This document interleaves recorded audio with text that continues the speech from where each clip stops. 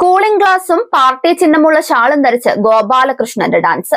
ഇന്നലെ ഒരുപാട് പേരുടെ വാട്സപ്പ് സ്റ്റാറ്റസുകളിൽ നിറഞ്ഞത് ഗോപാലേട്ടന്റെ ഡാൻസ് ആയിരുന്നു. ബി.ജെ.പിയിലെ ബെസ്റ്റ് ഡാൻസർ എന്നാണ് ഗോപാലകൃഷ്ണന്റെ ഡാൻസ് വൈറലായപ്പോൾ പാർട്ടി പ്രവർത്തകർ അന്ന് കമന്റ് ചെയ്തത്. ഇന്നലെ ഇതേ ഡാൻസ് തന്നെയാണ് പുള്ളിക്കാരനെ എയറിലാക്കിയതും.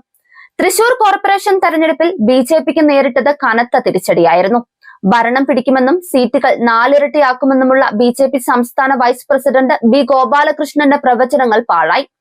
കഴിഞ്ഞ തവണ നേടിയ 6 സീറ്റുകളിൽ നിന്ന് ഒരു സീറ്റിന്റെ മാത്രം വർധനവോടെ പാർട്ടിക്ക് ഇത്തവണ 7 സീറ്റുകൾ നേടാനേ സാധിച്ചുള്ളൂ. തെരഞ്ഞെടുപ്പ് ഫലം വരുന്നതിന് മുൻപ് വെള്ളിയാഴ്ച ഫേസ്ബുക്കിൽ പങ്കുവച്ച കുറിപ്പിലൂടെയായിരുന്നു ഗോപാലകൃഷ്ണൻ വലിയ അവകാശവാദങ്ങൾ ഉന്നയിച്ചത്. തൃശൂർ കോർപ്പറേഷനിൽ നിലവിൽ 6 സീറ്റുകൾ ഉണ്ടായിരുന്ന ബി.ജെ.പി 4 ഇരട്ടി സീറ്റുകൾ വർദ്ധിപ്പിച്ച് ഭരണം പിടിക്കുമെന്നും മാജിക് നമ്പർ 27 മറികടക്കുമെന്നും അദ്ദേഹം പ്രവചിച്ചു. 23 സീറ്റുകൾ ഉണ്ടായിരുന്ന കോൺഗ്രസ് 5 മുതൽ 10 സീറ്റുകളിലേക്ക് ഒതുങ്ങുകയോ അല്ലെങ്കിൽ വട്ടപൂജ്യമാകുകയോ ചെയ്യുമെന്നും ബി.ജെ.പി ഏറ്റവും വലിയ ഒറ്റകക്ഷിയാക്കുമെന്നും ഗോപാലകൃഷ്ണൻ തന്റെ കുറിപ്പിൽ പറഞ്ഞിരുന്നു.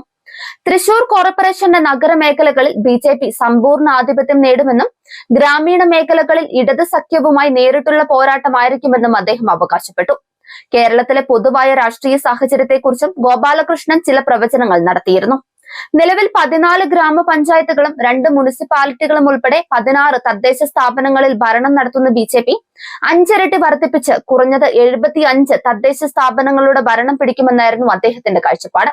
2020 തദ്ദേശ തെരഞ്ഞെടുപ്പിൽ സംസ്ഥാനത്ത് 1500-ൽ താഴെയായിരുന്ന ബി.ജെ.പി അംഗങ്ങളുടെ എണ്ണം 3-4 ഇരട്ടി വർദ്ധിപ്പിച്ച് 4000-നും 5000-നും ഇടയിലെത്തുമെന്നും അദ്ദേഹം പ്രതീക്ഷ പ്രകടിപ്പിച്ചിരുന്നു. കുറെ പ്രതീക്ഷ വെച്ചത് കൊണ്ടാവണം അതൊക്കെ പൊട്ടിപ്പാളീസായത്.